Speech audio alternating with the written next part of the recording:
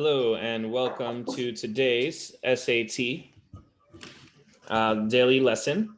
I'm Alex Torres and I have Patrick Spano with me, and we're going to go ahead and talk about College Board Practice Test 1, Section 2, and we're going to go through some of the answers to that. How you doing today, Patrick? As always, doing very well. Excited to chat about the SAT. It's our daily ritual, and hopefully there's a lot of students out there that are able to watch these videos and get some help, and stay tuned. There's much more to come and a lot more content to come. So subscribe and keep on tuning in. Tell your friends about it. If you have any questions, comment, you can send us emails, any contact information. I'm ready to go. All right. So before we really get into Section 1, and this may end up taking most of today's time, but we'll be working our way through Section 2, rather. We'll be working our way through Section 2 as we go. But before we get into it, we're going to talk about some lingo that you've got to have a handle on. And a lot of our rules in Section 2 are going to be grounded in a lot of this lingo. So first things first, the English language is all about verbs. So verbs are just extremely critical. They're going to help your reading comprehension, and they're going to help your grammar. So it's all about verbs. Now, if verbs are that important, then what are the important verbs to talk about? What they call linking verbs: is, was, are, am, were, be, me, have, has, had. So these are the verbs you want to know. It sounds like no big deal, but if I asked you to go specifically through a paragraph of any kind and look for the most common verbs you see, I guarantee you there'll be these words. So we need to know about verbs, and just trust me on that. But so much, if you consider yourself someone who's like a math person and you're just not naturally good at the verbal stuff, this is the thing that's going to change that for you. So now if we do need to be so surgical about verbs, we need to know what are not our verbs. So not verbs would be ing words or to do words. So run, punch, and jump are verbs, but running, punching, and jumping would not be verbs. And to do words are similarly not verbs. So to run, to punch, and to jump would not be verbs as well. So for instance, think about it. I like muffins. Not true. Carbs are the enemy for me. But I like muffins. And I could say I like running, or I like to run. So notice that muffins, running, and to run are all functioning not as the verb in the sentence, because the verb is like. They're functioning actually as nouns. So it's all about verbs, and we have the most important verbs, and we have the ones that seem like verbs but actually are not. And now we're moving to the subject of a sentence. The subject of a sentence is, of course, it's about the verb. It's who or what is doing the verb. So if I had a sentence where I said, John went to the mall, the verb is went, and the subject is John. So that little nucleus of John went is the thing that makes a sentence a sentence. So now we're ready to talk about clauses. What's a clause? A clause has a subject and a verb. So once we say John went to the mall, then we have the John and the went, and that would make it a clause. An independent clause has the subject and the verb, and it can be its own sentence. And then once we get into a dependent clause, it has all the same stuff, but it has what I refer to as an annoying word in the front. So a word like, if John went to the mall is our independent clause, then, I'll go ahead and I'll put that right here. So just an example of what is an independent clause, it would be our classic sentence that we've already been throwing around, John went to the mall. But if that's our independent clause, then our dependent clause would be something like, since John went to the mall, before John went to the mall, after he went to the mall, or multiple words, the reason why John went to the mall. So technically speaking, what gets tacked onto the front to make an independent clause a dependent clause? It's usually a conjunction.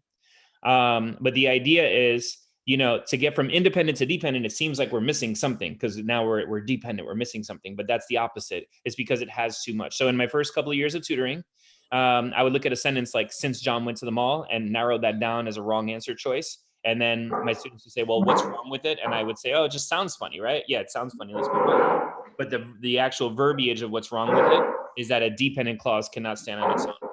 So based on clauses, like we just said, you have 4 sentence types that you can go ahead and write.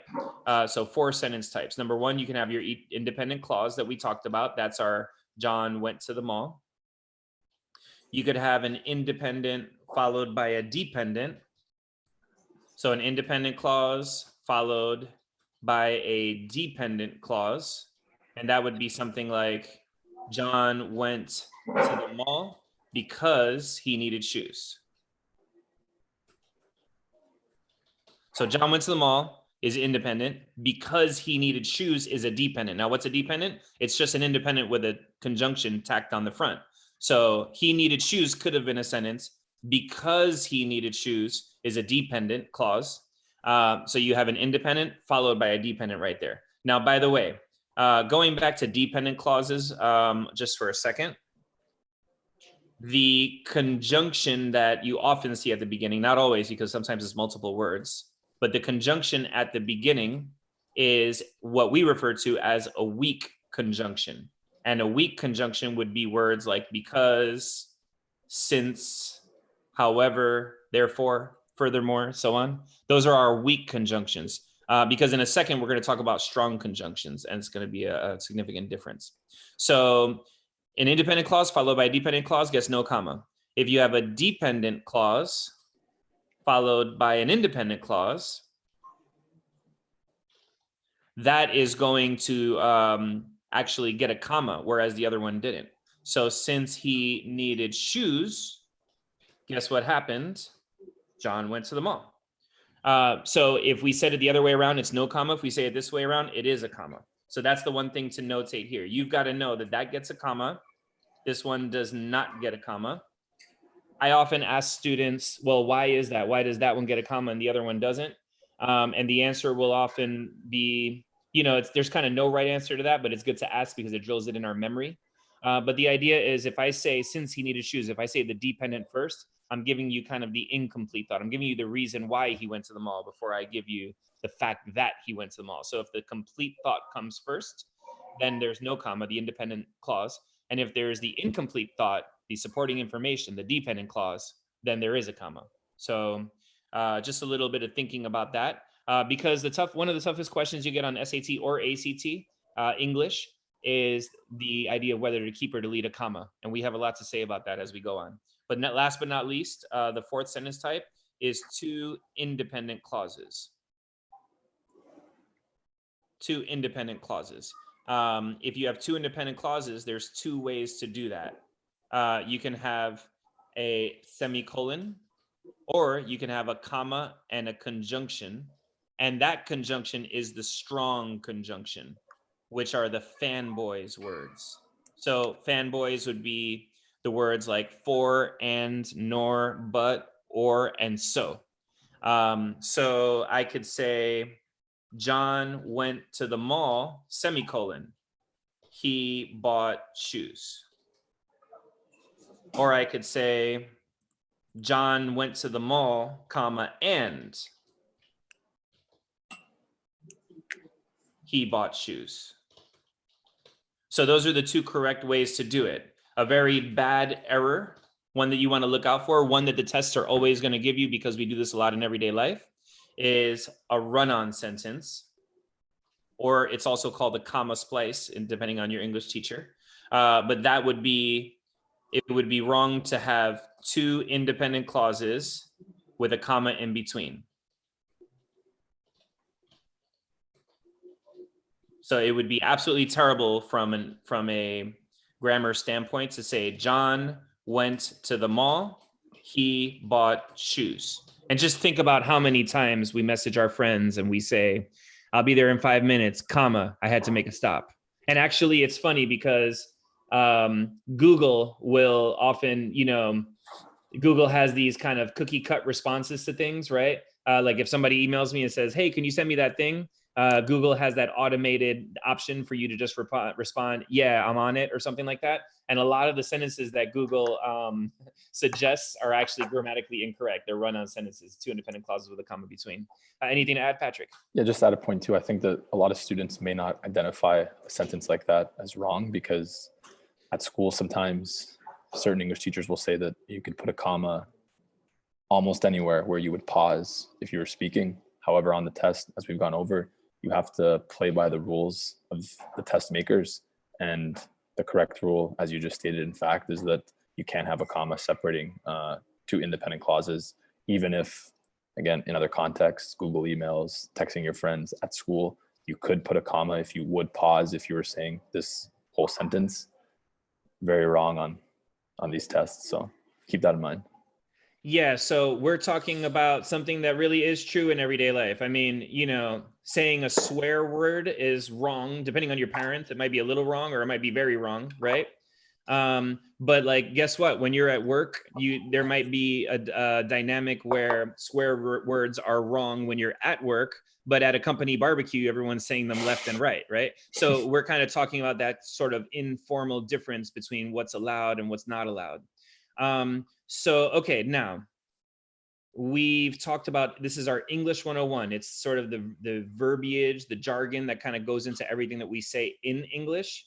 Now, below that, we have, oh, interesting. Something happened to my notes that I have here. But yeah, okay. So below that, we have all of our one-liners. Now on the SAT and on the ACT, you've got like they give you a lot of the same kinds of questions over and over again, and we're going to be ready for those. So for instance, what I'm going to go ahead and put on the screen here, these are some of the one-liners that we see most frequently in SAT. Now, we're not going to go in detail, you know, in further lessons. We're going to go into much more detail on all of these later. But for now, I just want the students to know that they're there. So for instance, when the SAT asks on section 2 for an excuse for the main idea, we have something we say for that. Adding and deleting sentences, sentence location, transition words, special punctuation like semicolon, colon, or long dash. How do you effectively combine two sentences? String of nouns joined by preposition. So if you're interested in mastering these, you know, stay tuned and we'll be covering them each in detail as we go. But you're going to get each of these questions a few times each on an SAT. There's also a more exhaustive list of sort of all the one-liners you might see. So some of the ones that come up really frequently and a little less frequently right here. But there's, I believe, about 7 of the ones that really come up frequently. So, you know, someone who's going through a tutoring program is going to memorize all these and just have them absolutely down. And, you know, once you have them like that, it's almost like, how can your score not go up? You didn't know all this stuff before, and now you know all this stuff, you know? So we'll just do maybe about 3 or 4 minutes of just going through test 1, section 2, because we said we would, and we'll pick it up again tomorrow. Is that cool, Patrick? Yes. Very good. Alrighty. So SAT practice test 1, which is freely available on the SAT website. And if you'd like, you could, you know, if you're watching this after the fact, you could pause this video and go ahead and pick up your own copy and follow along with our answers. But we're going to go ahead and start going through the answers here. It's a little passage about Greek yogurt. You know, we're all about speed reading. So I might just super duper speed read just so I know what they're talking about, and then start reading in detail once we get to question 1. But question 1 here is a question on word choice. So when you're dealing with word choice, there's 2 things to look out for. Number 1, so for word choice, they're giving us a bunch of different words that have different definitions. Number 1, you want to be aware of the definitions of the words because they make a big difference. And number 2, you want to think about how formal the words are. The SAT is a formal test, and they'll often call it, you know, matching the tone of the passage. But what we find is that it's not the tone, it's about how formal. So if you think about like to outdo the drawbacks, outdo is just kind of a little casual. So we would inherently know that that's probably not the answer. And in this one, it's more actually of a known phrase. Like sometimes I might say the SAT questions kind of missed the mark, where you can tell what they intended the question to be, but it's more about a known phrase. So here, the advantages, you know, outweigh the drawbacks. And that's just kind of how you say it, right? But to defeat makes you think of like a battle type of situation. To outperform makes you think of maybe like an athlete really testing his or her cardio. And to outdo kind of makes you think of maybe like brothers who are being competitive with one another and always want to outdo one another. So we're kind of going through the definitions of all the words and seeing which one is most appropriate. Anything to add here? Oh, spot on. All right, perfect. Okay, so going over to number 2, they're saying which choice provides the most relevant detail. A lot of times on the SAT, what they're really asking you for is an excuse for the main idea. So when the SAT tells me what's the most relevant, then they're really telling me what was going on in the passage at that time and what's most relevant to that. So we need to kind of just understand what we were reading here. There's an environmental problem caused by the production of Greek yogurt because of the byproduct. Because Greek yogurt requires so much milk, it produces a lot of acid whey, and that's difficult to dispose of. To address that problem, they found a number of uses for it. One use is they can add it as a livestock feed. And so now we're talking about the different uses, and we're going down the list of uses. So that's the excuse for the main idea, and they're talking about various uses for this thing as a convenient way to get rid of it, to use it.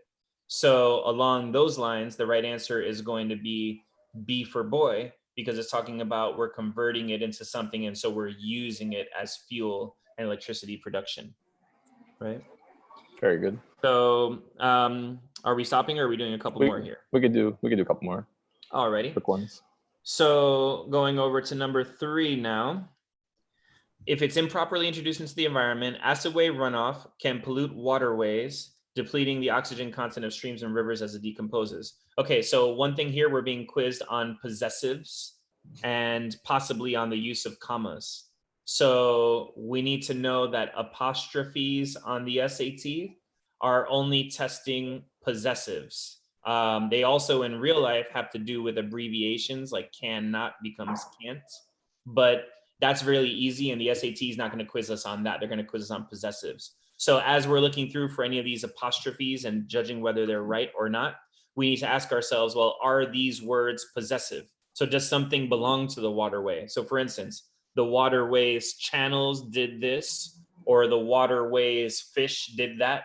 And so that just sounds a little crazy here because nothing belongs to the waterway in the way they're writing here.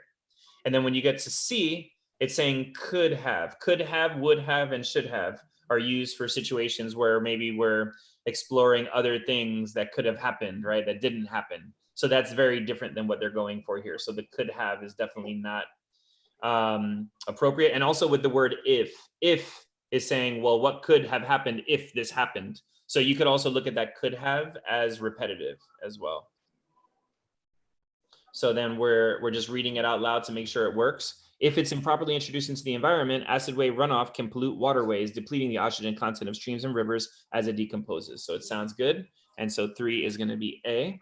And now for number 4, we'll make this our last question for the day, and a very important question, because in our English 101 and our introduction to the one-liners, one of the important one-liners that will always come up is the special punctuation. So if you want your SAT writing, they call it writing, our section 2 score. If you want your section 2 score to go up very immediately, then what you're going to want to do is you're going to want to master the definitions of semicolon, colon, and long dash. So this now we're getting into the English 101 and why we went through all those definitions to begin with. So for instance, a semicolon is used for 2 independent clauses, right? So when we're looking at choice A for number 4, yogurt manufacturers, food scientists. So because a semicolon separates 2 independent clauses, that part that I just read out loud should have been its own sentence or be okay as its own sentence. And that's clearly not right. So according to this definition for the semicolon, A is not right because you don't have 2 independent clauses on both sides of the semicolon. For the colon, super duper important. And if you're a tutor listening to this, know this definition because it's embarrassing if you don't, and a lot of you guys don't. I'm sorry to be a little mean here. But the first part needs to be an independent clause. Second part is anything that describes the first part. Yogurt manufacturers, food scientists. So once again, because the first part is not an independent clause, a colon could not work there. And by the way, for the long dash, one of them is a colon, 2 of them is a set of parentheses, but we're not dealing with long dashes here. But another important definition to know. So it's just a list. Yogurt manufacturers, food scientists, and government officials are also working together. So it's a list, and in a list, you would never want this comma right there. That comma is very bad.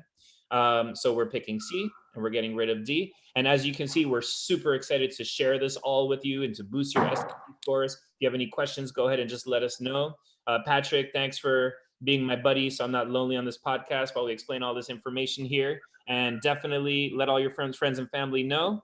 And we're excited to bring this to you tomorrow again at noon Eastern time. Sound good? Great. Yeah, I appreciate it. See you guys tomorrow, and make sure you subscribe and stay tuned. A lot more content to be coming. So see you guys tomorrow. Sounds good. Have a great one. See ya.